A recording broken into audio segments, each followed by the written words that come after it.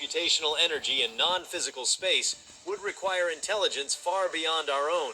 Instruments were hastily modified to detect space-time curvature shifts at extremely small scales, potential signs of compacted dimensions or folded architecture.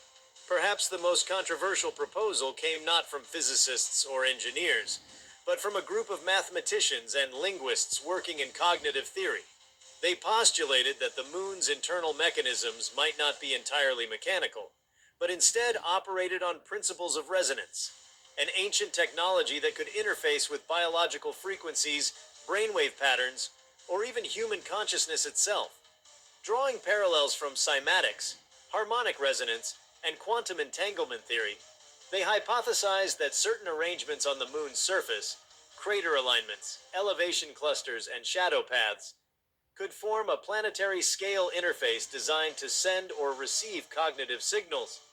The idea was not that the moon was conscious, but that it might act as a translation device between dimensions or forms of intelligence not limited to material language. This led to the establishment of the Resonant Contact Project, an initiative funded quietly by several governments and research institutes.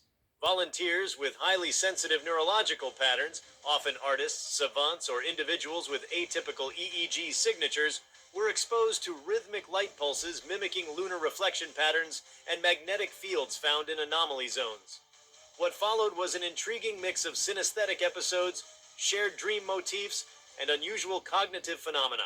Subjects reported intense visual patterns, emotional surges, and cryptic internal images that many described as memories that were not mine.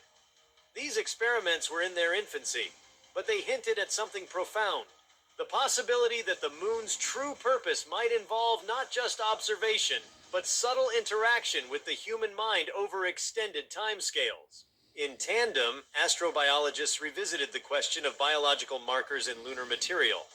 Though the moon has long been considered devoid of life, new analysis techniques using femtosecond laser spectrography allowed for the detection of ultra-trace organic patterns in deep core samples. A faint signal, composed of complex carbon nanostructures, was found embedded within an impact layer estimated to be over 2 billion years old.